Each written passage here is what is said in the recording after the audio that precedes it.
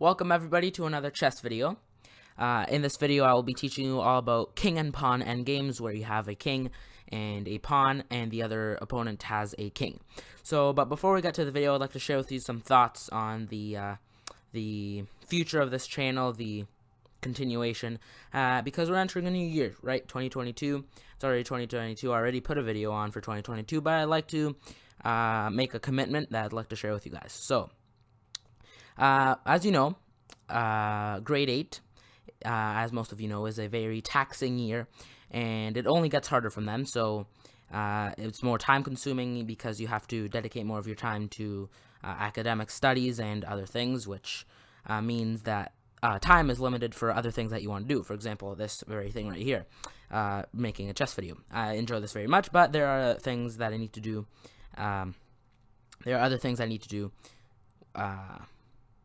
that isn't making these chess videos. So I'm going to try to make a commitment this year to make one video a week. So I've started that.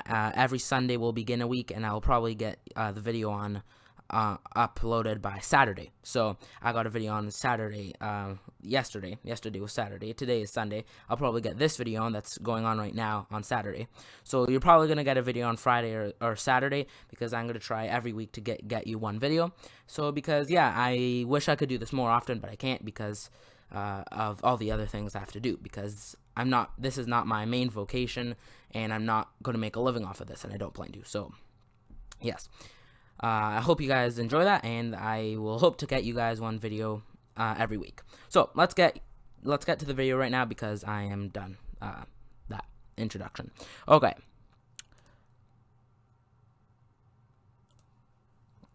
All right.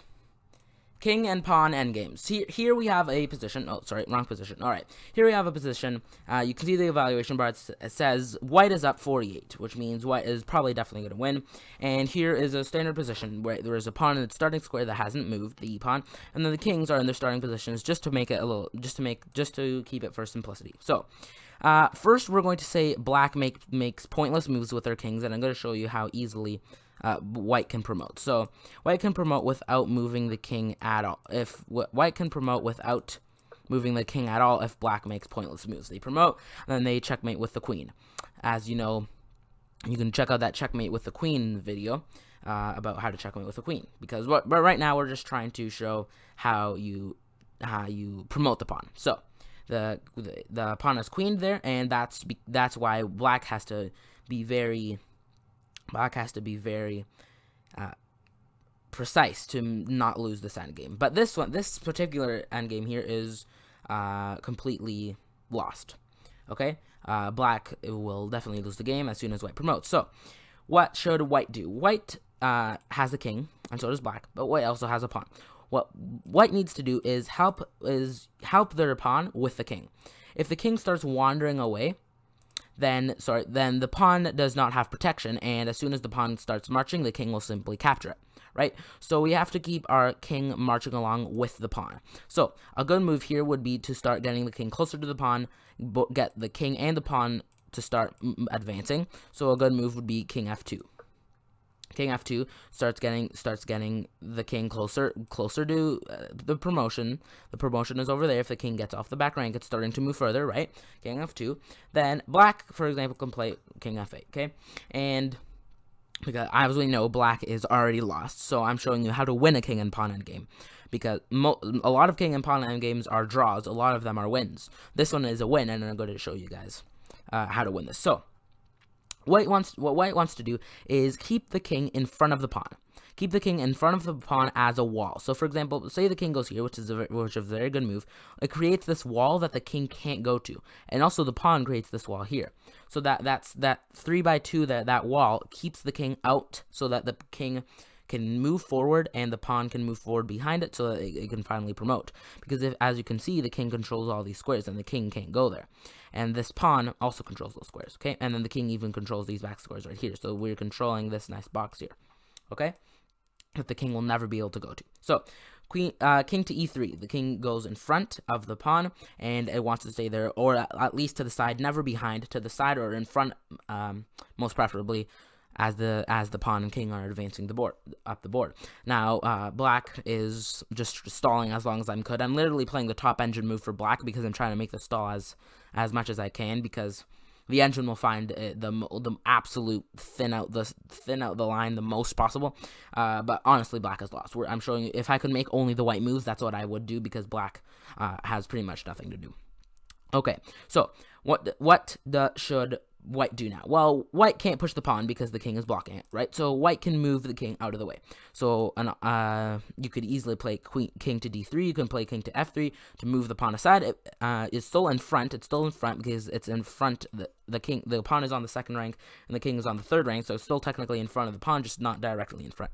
So the engine is recommending king to e7, another vain attempt to live for a couple seconds more. And now, what should white do? Well, white shouldn't be pushing the pawn just yet, because what I was saying is, the farther we can advance the king, then we'll keep creating that box where the king can't get to. So think of that box, and if you play this, you make the box even bigger. But now the box is like this, right? The box is like this. If the king can now go here, for example, king to d6, king to e6. The king can get closer, but then we're going to start pushing the pawn, right? And so if we make the box bigger, then that's good. The box is now bigger, and then you have space to keep on moving the pawn. So king to d4, and then the engine is recommending king to e6, right? So trying to get a little closer to the pawn, and now we can play king to e4. What's so good about this move? Well, this right here where the kings are like this is called direct opposition. The king, there's one square between the king and the two kings, and that one square, this wall here that they're creating, makes this wall here is called direct opposition. The position where the kings are like that with one square in between them, that's direct opposition. So what's so good about this? Well, the thing that's so good is the king can't get closer. It can't get closer to the pawn. So as soon as the king moves, the best move would be probably to move to the sides. The engine is saying king d7. For some absurd reason, we could keep on moving the king. We don't have to move this. We don't have to move this pawn yet, because look at this. The barrier still exists. The king can't get closer. So as long as the king can't get close to our pawn, we can move our king. So, but obviously you don't want to draw by 50 move rule. Okay, so that's the box now. The king can't get anywhere in here. The only way the king would be able to get into this box is going here or here, but those are blocked by the king, as I said, because that's the box. So the engine now saying king c6. More vain attempts, and now we can start pushing the pawn, because the king will, if we move the king again, this king will start going down this way to start hunting the pawn down. So we can move the pawn now, e4. Very good move. As you can see, the evaluation bar is slowly rising, and it won't go down. As soon as we make a blunder, the evaluation bar will go down. But we're not going to blunder, right? We're going to win this endgame. King and pawn endgame. Okay, so the king. Now the engine's saying king c5. Great. Now what should we do? We could keep expanding the box closer towards the... We could not expanding it. We could shift the box closer to the promotion square. This would be the promotion square, right? So we could play something like king to e6. Because what we notice is, even if the king wants to go hunt down the pawn, we should just push it. Because as long as we can move the pawn to a square where the king defends it, we're good, right? Now the engine is saying king c6 for black. Great. Now we can push. If we don't push, if we go here, for example, then it's not as good. As you see, the evaluation bar does go down a bit to 49, but it doesn't matter. It's just faster this way. It's faster this way because we'll be able to promote better. We'll be able to promote faster, right? Because the pawn is one square closer to promoting. So obviously, if it's not a blunder to move the king and not a blunder to move the pawn, then move the pawn, because it's just faster to be able to get it to promote. Now, engine saying, oh no, not that. Sorry, engine saying king b5. It doesn't matter, obviously. King. Sorry, what? So the engine is saying king c5 now.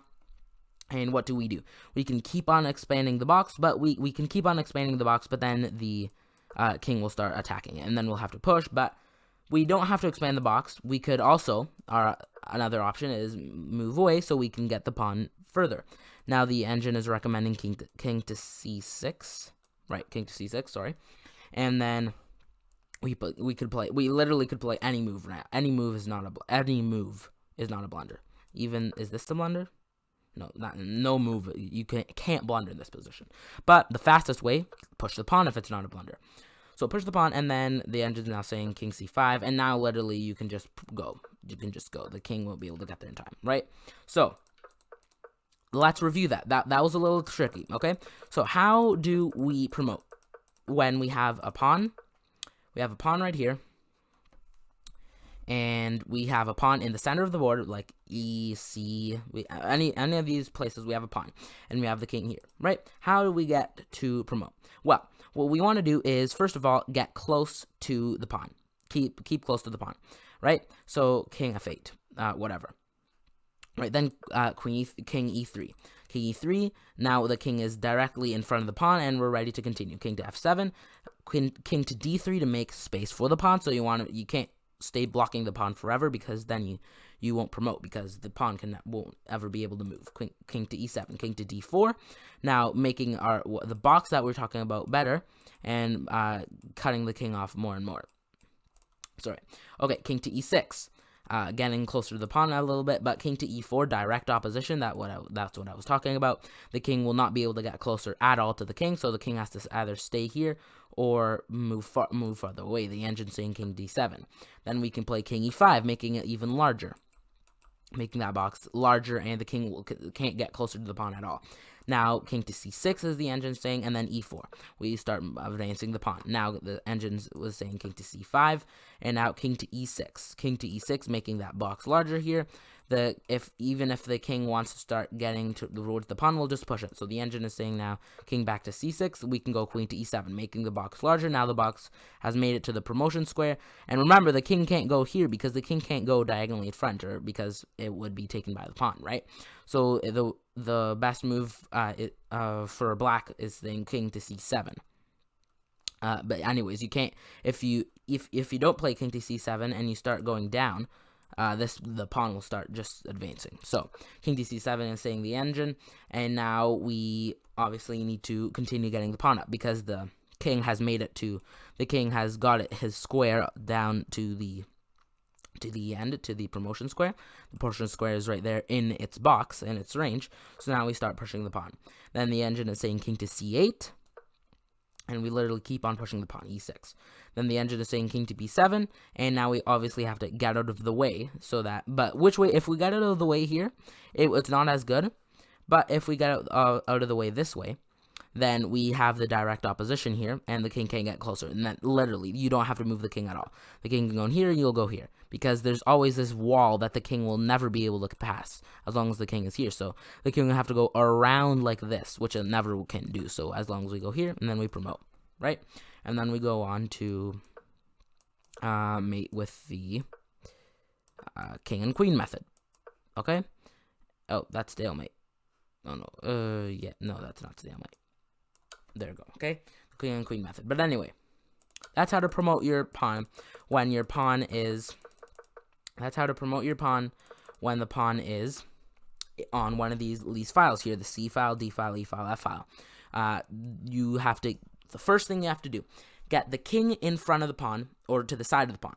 Get the king in front of the pawn, or to the side of the pawn. Then, what we want to do is... get that direct opposition, make that box that the king has, that box that the king limits the other king to, make it larger and larger towards the promotion square. Obviously, make sure that the opposing king can't capture your pawn, and if it can, then too bad. If it can, don't let it happen again. Okay, if you can, practice the position against an engine. If you can't do it, just keep on practicing. So get the king in front of the pawn, or to the side, preferably in front. Get that direct opposition if you can. Get the box closer to the promotion square, and keep on marching your pawn. Now, this is something slightly different, where you have the pawns are on the sides of the board.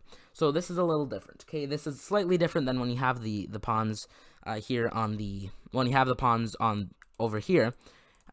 It's a little bit different, because just the strategy is a little different. So I've included when you have like a flanked pawn, a pawn on the sides, how you can,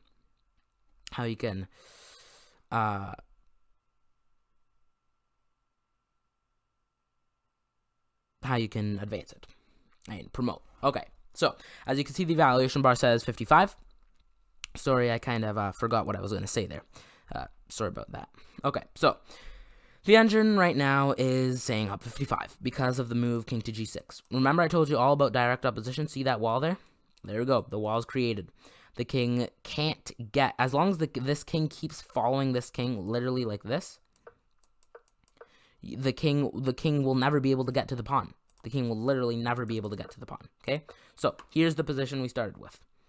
I think it was this. Yes, let's start here. Yeah, that was the position. Okay, so king to g6. When you have the flank pawn like this, get the king like this to be able to get into direct opposition to stop the king from getting closer to the pawn. And whatever the move black makes, you play the direct opposition move. You play king to g7. As soon as black plays king to e6, now you can't repeat moves. You can't go like this 3 times. So you can't go into direct opposition forever. See, it says draw. So let's back up. And we don't want to be into the direct opposition forever. As soon as white plays, for example, king to d6, then we can, for example, play king to f6, or we can start pushing the pawn. But if the king wants to stay closer, closest to the pawn as possible, then we can play king to e7 and then king to g7, right? We keep that direct opposition. King to d7, as soon as the king gives up or the king continues. If the king wants to continue on the same line here, king to e6, then we start pushing the pawn. We start pushing the pawn because remember, see that square there? That square there, the king can't go to. So the king still can't get closer to the pawn. If we play, for example, king to f5, then the obvious move is h5. If the king wants to get closer to the pawn, we push it because remember it's defended. So now the king is out of moves. The king can't go here at all. And as soon as the king moves, we will promote, right? So let's back up and let's review that. That one's a little simpler than when we have the pawn in the center of the board. So we need to review this, okay? So we keep the king in direct opposition, right? As soon as black starts playing moves, we keep the king in direct opposition. Now we want to make sure that when the king goes down, if you don't want to repeat moves, if the king decides to give up and you go here, you don't want to repeat. As soon as the king goes somewhere else, you can start pushing, right? And you keep on pushing. And then if the king wants to get closer to your pawn, if the king goes like this, you can push here. Because remember, the king can't. If the king wants to go here, then first of all, this is one of any move by black is terrible because black can't win. So you go here. Look, black is out of moves. As soon as you go here, black can't even get closer to the pawn at all. Black can go here, and then we just promote, right? So, and then we checkmate. So let's review that. How do you win when you have a flank pawn? Pawn in the H or A file. Well, you get the king in direct opposition, you don't repeat, and you go like this, right? And then you go like this, and then when black starts playing a move, for example, here we can play H4. If the king wants to get closer, we can literally push. And now if the king goes here, the king will actually be able to beat. The pawn will beat the king now, because see this little thing it's created? The king would have to go all the way around like this to be able to get to the pawn, which it can't. So black shuffles aimlessly, and then white promotes. So that is how to mate with a king and a pawn. I hope you enjoyed this video, and we'll see you in the next one next week. I hope you enjoy it. Next week we have a chess game tutorial. Those are always fun. All right, see you then. Oh, and I hope you win games with this. And then checkmate with the queen. If you don't know how to checkmate with the queen, check out that video. Bye. Wait. Before you go, I just want to show you, there's 3 positions and thousands more like them that you just can't win so I want to give you the needless trouble. I want to avoid you the needless trouble of trying to win this game because obviously you can't. So just click that request a draw button because here for example, okay, first position, you clearly can't win it because even with white to move, black will just get closer to the pawn easily and faster and simply take it, and then obviously king is a draw. Second position, same thing. The king is over here and the king is just too slow to get it. So you try to get closer and you just can't make it. So there are obviously positions where you can't win because your king is all the trades have been made and your king is just too far. So, and last position here, when the king is in a corner like this is something very specific. the king will be able to shuffle back and forth here because the king makes his own direct opposition thing. They share their direct opposition, and the king can't get closer. So you will keep on trying to make moves, and either you will get stalemated.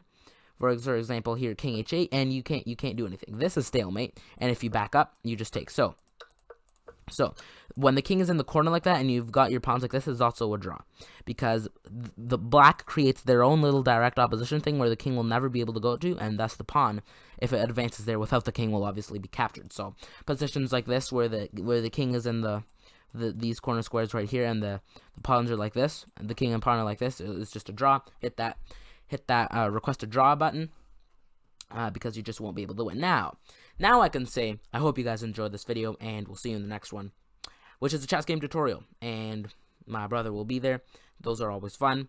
And I was going to eat a yew leaf, but then I looked it up, and it said it was very it was very deadly, and I looked it up and literally said before death, blah blah blah blah blah. So glad I didn't do that. Glad I looked it up, and this channel will be non-existent anymore, and a lot of bad things would happen if I had eaten that. So glad I didn't, and we'll see you in the next video. Bye.